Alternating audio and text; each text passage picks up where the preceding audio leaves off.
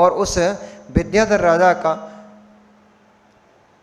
विद्याधर चक्रवाल नगर का विद्याधर राजा पूर्णधन था। नगर का नाम था चक्रवाल, और उस चक्रवाल नगर में पूर्णधन नाम का राजा निवास करता था। और वहीं पर उसी नगरी में, उसी दक्षिण श्रेणी में अन्य किसी नगरी में एक बिहाइस तिलक नाम का नगर था, उसमें सुलोचन नाम का राजा निवास करता था। तो सुलोचन ने पूर्णधन की बहुत सुंदरी स्त्री के एक पुत्री थी और एक पुत्र था। पुत्र का नाम सहस्त्र नयन था और उसकी बहुत सुंदर एक पुत्री थी कन्या। उस कन्या का हाथ सुलोचन राजा ने मांगा अपने पुत्र के लिए, लेकिन किसी मुनिराज ने पूर्णधन को यह बतला दिया था कि ये जो तुम्हारी पुत्री होगी ये तो सगर चक्रवर्ती की पटमहिषी बनेगी, सगर चक्रवर्ती की रानी बनेगी। किसी अवधिज्ञानी मुनिराज ने उनको यह जब बतला दिया था तो सुलोचन ने जब उसका हाथ मांगा तो उसने मना कर दिया, इनकार कर दिया।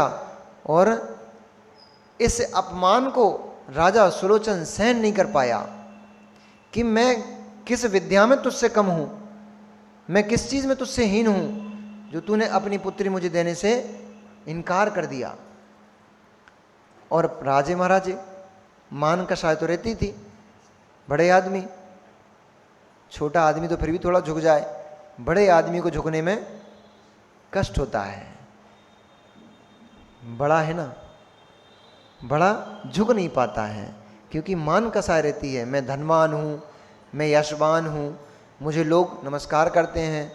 तो ऐसे ही वहाँ पे हो गया कि सुलोचन को यह बात बिल्कुल भी गवारा नहीं हुई, बिल्कुल भी पसंद नहीं आई और उसने क्या किया, पूर्णधन के ऊपर हमला कर दिया। बहुत बड़ी सेना को लेकर के पूर्णधन के राज्य पर हमला कर दिया।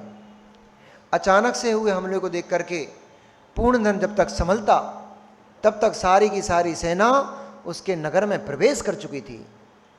और जब सारी की सारी नगर में सेना प्रवेश हो गई तो पूर्णधन को संभलने का बिल्कुल भी समय नहीं मिल पाया। और समय न मिल पाने के कारण जितनी छोटी सी सेना लेकर बाहर निकल सकता था उतनी सेना से उसने युद्ध करना प्रारंभ कर दिया। और जब युद्ध में पूर्णधन को हारते हुए सहस्त्रनयन ने देखा तो उसने इस बात को समझ लिया कि चूंकि बहुत भारी सेना का प्रवेश हो चुका है इसलिए हम लोगों का बच पाना अब यहाँ संभव नहीं हो पाएगा। इसलिए वह अपनी बहन को लेकर के और भाग खड़ा हुआ। और भागते भागते, देखो भैया ऐसे दिन आ जाते हैं जब बुरे पाप कर्म का, जब पुण्य कर्म का उदय आता है तो बड़े बड़े भोग सहज ही मिल जाते हैं। आप नहीं चाहते तब भी लाभ हो जाता है, आप नहीं चाहते तब भी आपको भोग संपदा की प्राप्ति हो जाती है जब पुण्य कर्म उदय में आता है। और जब पाप कर्म उदय में आता है तो आप बैठे बैठे देखते रह जाते हो। देखो परसों रात में आपके ही नगर में, परसों रात में देखो धर्मात्मा जीव के ऊपर भी आपत्तियां विपत्तियां पड़ सकती हैं। इसमें कोई आश्चर्य की बात नहीं है क्योंकि जब रामचंद्र जी जैसे महान धर्मात्मा जीव के ऊपर विपत्ति पड़ सकती हैं, जब बड़े बड़े सती और महासतियों के ऊपर विपत्तियां आ सकती हैं, जब सेठ सुदर्शन जैसे शीलवंत पुरुष के ऊपर विपत्तियां आ सकती हैं, तो हम और आप तो एकदम सामान्य मनुष्य हैं। हमारे ऊपर यदि कोई विपत्ति पड़ जाए तो इसमें कोई आश्चर्य की बात नहीं है। लेकिन इसमें भी रहस्य ये है कि ये विपत्ति व्यर्थ में कभी भी नहीं आती है। विपत्ति नियम से हमने ही पूर्व में कोई ऐसा कार्य करके रखा होता है, वही कार्य पाप कर्म के रूप में परिवर्तित होता है और वह पाप कर्म ही इन आपत्तियों विपत्तियों का निमंत्रण देता है। इसलिए देखते देखते सब हम लोग भी छत पे सामायिक कर रहे थे, शाम को किसी ने आके बताया तो वो लपटें और वो धुआं छत से भी दिखाई दे रहे थे। तो छत से ये इस बात का हमने अनुमान लगा लिया कि वह आग कितनी प्रचंड होगी जिसका धुआं इतना विशाल फैल रहा है। 6 घंटे 7 घंटे 8 घंटे लगभग पूरी रात ही वह आग चलती रही और सब कुछ भस्मीभूत कर दिया। देखने वाले कहेंगे बहुत बुरा हुआ, बहुत बुरा हुआ, लेकिन हम तो फिर भी वो मणि भाई के ऊपर हम तो बहुत प्रशंसा करते हैं उस व्यक्ति की। कोई बता रहा था लगभग 2-2.5 खोखे का नुकसान हो गया है। खोखा मतलब डब्बा नहीं, 2-2.5 लाख करोड़ का लगभग नुकसान हो गया होगा। तब भी उधर भले ही आग धधक रही हो उसकी गोडाउन में, लेकिन वो ये धर्मात्मा जीव का लक्षण होता है।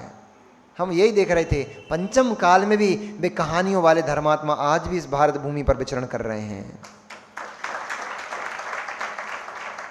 चतुर्थ काल में सुनते थे, चतुर्थ काल में सुनते थे ऐसे ऐसे धर्मात्मा हो गए जिनकी संपूर्ण संपत्ति एक साइड नष्ट होती हुई दिख रही है, लेकिन वे धर्मात्मा धर्म छोड़ करके नहीं भागे। ऐसे ही वो मणि भाई, उधर तो आग लगी थी, उधर तो लोग आ रहे जा रहे थे, और शाम को सुबह जब हम जंगल में पहुंचे, वहां पर जंगल के लिए गए, वहां से निकले तो मणि भाई अपना सारा घर पर सब छोड़ छाड़ के और दर्शन करने आया। उसके चेहरे पे किंचित मात्र भी हमें ऐसी सिकन नहीं दिख रही थी कि इतना बड़ा भारी उसका नुकसान हो गया है। तत्वज्ञानी जी वैसे ही होते हैं। जो नष्ट हो रहा है वो पुद्गल है, जो झुलस रहा है वो पुद्गल है, जो झुलसा रही है वो अग्नि पुद्गल है। मेरा इससे अत्यंताभाव है। संयोग की दृष्टि से यह वस्तु मेरी थी है, लेकिन वास्तव में ये वस्तु मेरी ना थी ना है, क्योंकि वस्तु तो पर थी इसलिए वो झुलस गई। मैं तो मैं हूँ, मुझ में वस्तु में अत्यंताभाव है। ऐसा निर्णय जिस जीव का होता है वही ऐसी भारी विपत्ति में आंसू नहीं बहाता है, समता को धारण करके बैठ जाता है। पूरा परिवार उसका आया, आज सुबह भी वो आया, भैया दर्शन करने आया। भले ही विपत्ति घर पे पड़ी हो, भले ही इतना बड़ा नुकसान हो गया हो, लेकिन कम से कम उस जीव के अंदर इस बात का निर्णय तो है, इस बात का निर्णय तो है। उसने अपने धर्म को तो कम से कम सुरक्षित कर लिया कि पूर्व पर्याय के पूर्व भव में अथवा इसी जन्म में पहले समय में कोई मैंने ऐसा पाप जरूर किया होगा जिससे मुझे इतने बड़े भारी हानि का सामना करना पड़ा, इतनी बड़ी विपत्ति का सामना करना पड़ा। लेकिन ये बात भी निश्चित है कि यदि मैं आज संक्लेशित होता हूँ, इसमें हाय तौबा मचाता हूँ, तो पुनः वह कर्म मुझे नवीन कर्म देकर चला जाएगा। इसलिए ऐसी विपत्ति के समय मुझे शांति धारण करना चाहिए, ताकि मेरे द्वारा किया गया पूर्व का कर्म निर्जरित हो जाए, हट जाए, और मैं कम से कम अब नए कर्म के बंधन से तो मुक्त रहूं। बहुत ताकत चाहिए लेकिन इसके लिए, अमित भाई बहुत ताकत चाहिए। ये रिंकू भैया बोलते हैं आजकल हमें भूल गए हो आप, रिंकू भैया इसके लिए बहुत ताकत चाहिए पड़ी। सामने पूरा भवन गोडाउन झुलस रहा है, लाखों करोड़ों की संपत्ति सामने जलती हुई दिखाई दे रही है, और कोई तो बता रहे थे अभी 4 से 8 दिन पहले ही गोडाउन में माल भरा था, 4-6 दिन पहले ही गोडाउन में पूरा माल भरा, ठसा भरा था गोदाम। सामने सामने देखते देखते करोड़ों की संपत्ति ऐसे झुलस रही है, और तब भी वो जीव क्या करेगा, क्या कर सकता है?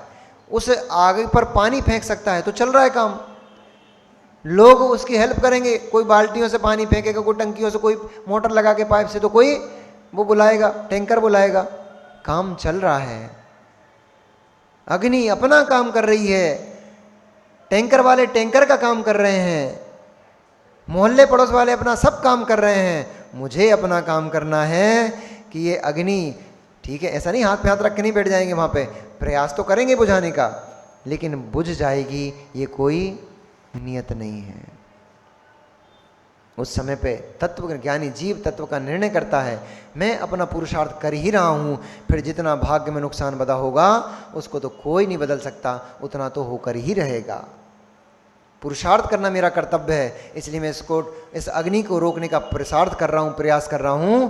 लेकिन कब रुक पाएगी, कितनी रुक पाएगी, कितना मुझे बच पाएगा माल, ये तो जितना यहां होगा उतना ही बचेगा, और जो झुलसने वाला होगा वो तो झुलसेगा ही झुलसेगा।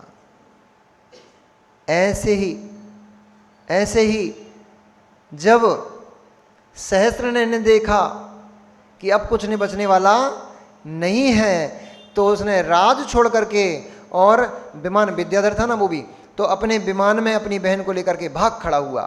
कम से कम जो समझदार व्यक्ति होता है, समझदार व्यक्ति होता है कम से कम जो कीमती वस्तु होती है उस कीमती वस्तु को निकाल करके अपनी रक्षा कर लेता है, अपनी जान बचा लेता है ऐसे विकट समय में। सामान्य वस्तुओं पर ऐसे समय में ध्यान नहीं दिया जाता है। विपत्ति के समय में, सूत्र है ये नीति है, विपत्ति के समय में सामान्य वस्तुओं पर ध्यान नहीं दे करके जो बेशकीमती वस्तु होती है उस वस्तु को लेकर के अपने प्राण बचा लेना चाहिए, ये नीति कहती है। अब तुम पेंट शर्ट, लोटा चरू, गिलास मिलास ये उठाने में लग गए, तब तक हीरे की तिजोरी में हीरे जल गए, और वो गिलासों के चक्कर में, कपड़ों के चक्कर में तुम स्वयं ही जल गए। इस समय पे कपड़े नहीं बचाना पड़ते हैं। घर में किसी के यदि आग लग गई और बेशकीमती सामान भी सब कुछ जलने लग गया, अब जब देख ही लिया कि कुछ भी नहीं बचने वाला है, तो वहाँ से सबसे पहले उस बेशकीमती चिदोड़ी के हीरे को अपने हाथ में उठाओ और वहाँ से लेके भाग जाओ, वहाँ से अपनी रक्षा कर लो। तुम बच जाओगे, तुम बच जाओगे तो फिर बसा लोगे घर, तो तुम बच जाओगे, परिवार फिर बसा लोगे, तुम बच जाओगे, संपत्ति फिर कमा लोगे। तुम ही नहीं बचे तो फिर क्या कमा पाओगे। इसलिए नीति कहती है ऐसे समय पे अपने महत्वपूर्ण धन की रक्षा करके भाग जाना चाहिए, भागने में ही भलाई है। एक मान कसाई, एक अहंकारी राजा क्या कहेगा, मैं क्षत्रिय हूं, मैं अपनी गर्दन कटा सकता हूं लेकिन किसी को पीठ नहीं दिखा सकता हूं।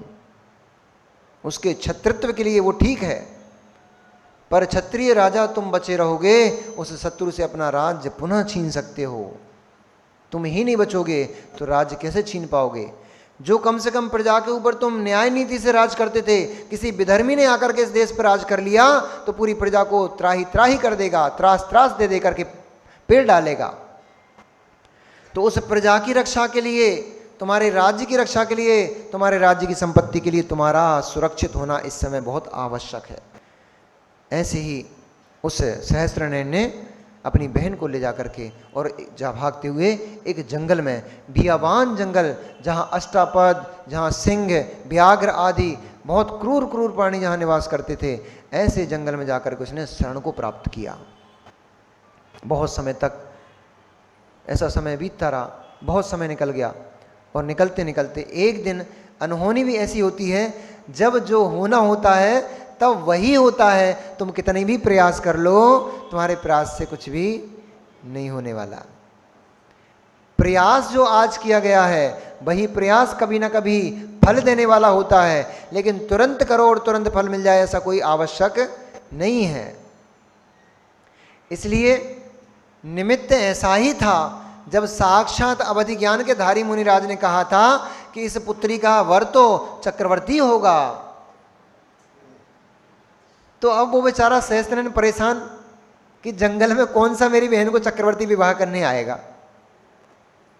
महलों में रहने वाले, इतनी अपार संपदा का भोग भोगने वाले, और मुझ जैसे जंगल वनवासी के पास कौन मेरी बहन को बिहाने आएगा। पता नहीं क्या होने वाला है, क्या नहीं होने वाला, उसको कुछ भी समझ में नहीं आ रहा था। ऐसे ही समय पर एक मायावी जो अश्व था, वह सगर चक्रवर्ती को बहुत पसंद आ गया। वो तो मायावी था, वो रूप बनाकर ही ऐसा आया था, क्योंकि शत्रु राजा ने उसको सगर को मारने के लिए पहुंचाया था। पर जाको राखे कर्म ही स्वयं साइया है, और कोई साइया नहीं है।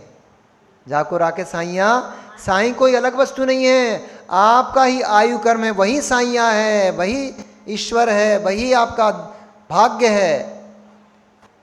जब तक जीव की आयु शेष है, कितने भी उपद्रव हो जाएं, कितने भी उपद्रव हो जाएं, भूमि भी क्यों ना हिलने लग जाए, लेकिन उसका बाल बांका भी नहीं होता।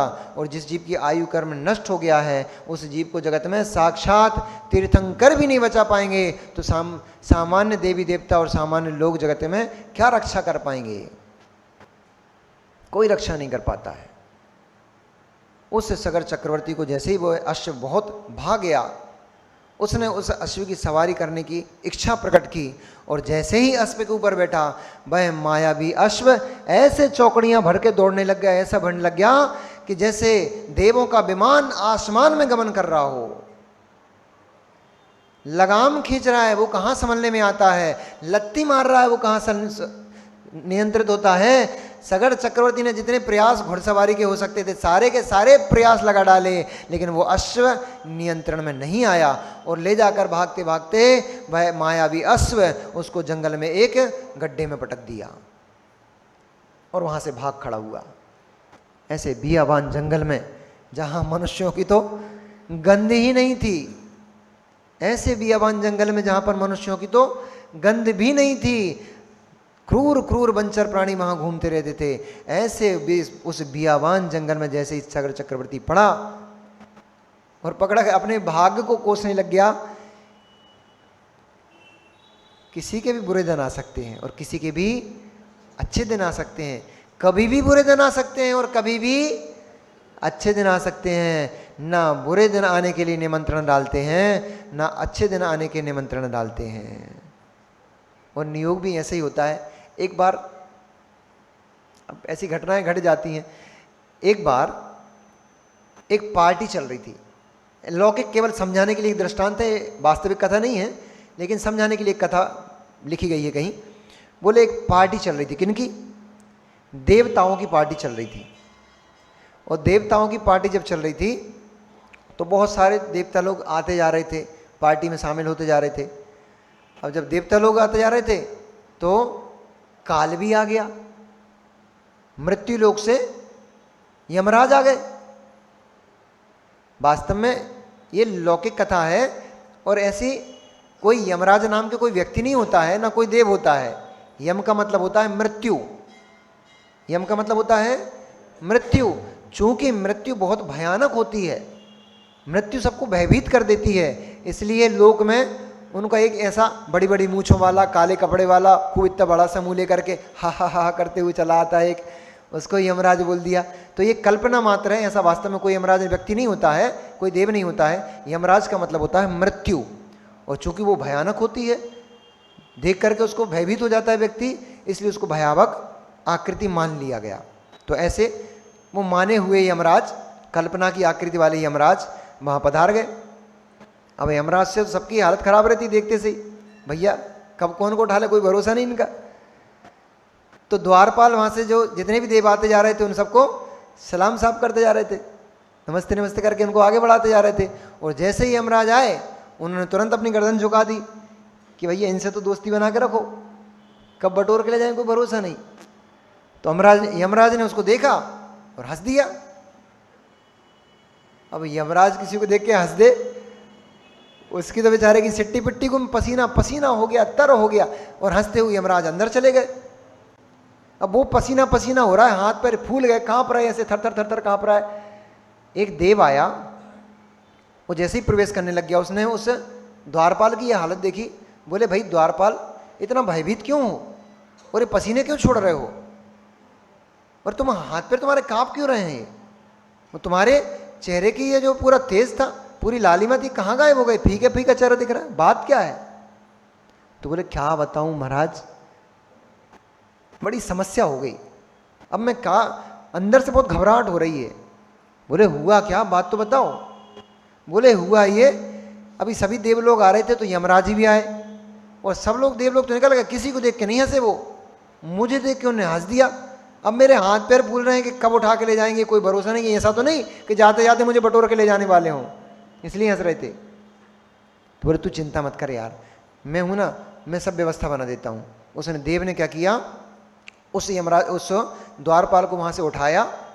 अब देव तो विक्रिया वाले होते ना, उसने अपना रूप बड़ा कर लिया और उसको द्वारपाल को उठाया और ले जा करके 500 किलोमीटर दूर एक पर्वत पे छोड़ दिया और आ गया। बोले अब तू यहां पे सुरक्षित रह, तुझे यहां पे कोई भय नहीं है।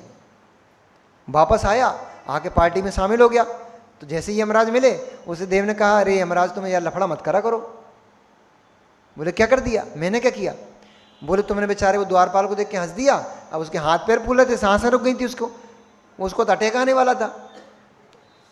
बोले क्यों, अरे तुमने बोले हंस दिया, वो चिंतित हो गया कहीं मैं मृत्यु नहीं हो जाए, कहीं यमराज मुझे साथ उठा के नहीं ले जाए। तो बोले तुम उसको देख के हंसे क्यों। बोले फिर तुमने क्या किया। बोले कुछ नहीं किया, मैंने भय खा रहा था वो, तो मैंने सुरक्षित एक 500 किलोमीटर दूर ले जाकर एक स्थान पर उसको सुरक्षित कर दिया है। बोले इसीलिए तो मैं हंस रहा था कि 5 मिनट बाद इस व्यक्ति की मृत्यु होना है और ये अभी यहां बैठा है और ये 500 किलोमीटर दूर कैसे पहुंचेगा।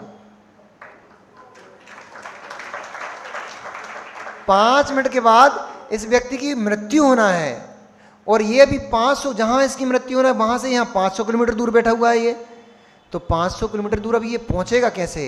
तू छोड़ाए ना उसको। बोले मेरी समझ में सारा रहस्य आ गया, मेरी समझ में सारा रहस्य आ गया। जिस व्यक्ति की जिस क्षेत्र में जिस समय पर जिस प्रकार से जिस विधान से मृत्यु लिखी है, इंदोवा जिनेंदोवा, उसको ना इंद्र टाल सकता ना ही जिनेंद्र, कोई भी नहीं टाल सकता। वही होगी, वैसे ही होगी जैसे मृत्यु लिखी हुई है। लौकिक दृष्टांत भले ही था, लेकिन ये कर्म सिद्धांत को त्रैकालिक ये प्रकट करता है, स्पष्ट करता है। कर्म सिद्धांत अचूक सिद्धांत है। जैसा जीव ने कर्म का बंध किया है वैसा कर्म का फल उसको भोगना ही पड़ता है, भोगना ही पड़ता है। या तो तप करके निर्जरा कर दो, या तो तपस्या करके उस कर्म का शक्ति को हीन कर दो और उस कर्म की स्थिति को हीन करके उसको आगे बुला लो, या फिर उसको निर्जरा कर दो तो बच सकते हो। और नहीं तो ऐसा जगत में कोई स्थान नहीं, कोई ऐसी चीज नहीं जो आपके द्वारा किए हुए कर्म से आपकी रक्षा कर ले। कुछ भी नहीं कर सकता। इसलिए ऐसे कर्म मत बांधो। क्यों ऐसे कर्म बांध लेते हो जिनका फल कष्टदायी होता है? क्यों ऐसे पाप की प्रवृत्ति कर लेते हो जो कालांतर में आके आपको ही परेशान करती है? क्यों ऐसी कषायों को कर लेते हो? क्यों क्रोध करते हो? क्यों मान करते हो? क्यों मायाचारी करते हो? क्यों लोभ कषाय करते हो? क्यों घर में संपत्ति पे संपत्ति भरते जा रहे हो? उसके रक्षण में, उसके संवर्धन में, उसकी सुरक्षा करने में जीवों की हिंसा होती है। हिंसा पाप है। हिंसा पाप, उसमें हिंसा होती है, इसलिए जो परिग्रह आप संचय करके रखते हो वो भी पाप हो जाता है। क्यों दूसरों को नीचा देखते हो? क्यों दूसरों से लड़ते झगड़ते रहते हो? पाप होता है। किसी की भी मन से हिंसा करो, चाहे वचनों से हिंसा करो, चाहे शरीर से हिंसा करो, पाप तो पाप है। इनको नहीं छोड़ोगे तो संसार में इन कष्टों का अंबार भी कभी समाप्त नहीं होने वाला है। पाप नहीं छोड़ोगे, व्यसनों को नहीं छोड़ोगे। अभी तक तो आपने 7 ही व्यसन पड़े हैं, और भी व्यसन होते हैं।